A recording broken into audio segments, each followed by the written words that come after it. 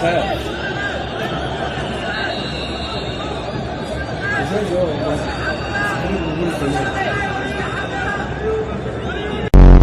ضربة جزاء بقى، دي ضربة جزاء؟ ده الواد ناقص يقطع ايده. ما جايبين الحكم ده منين؟ من المغرب؟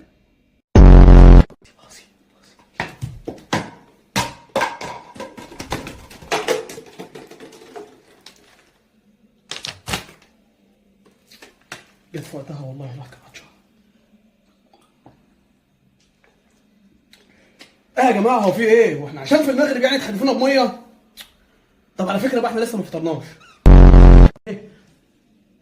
ايه ده؟ في ايه؟ كانت كرة واحدة. طب انا كنت بلعب بدي.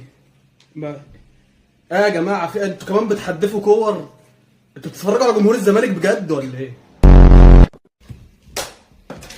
في يا جماعة، انا مستسلم.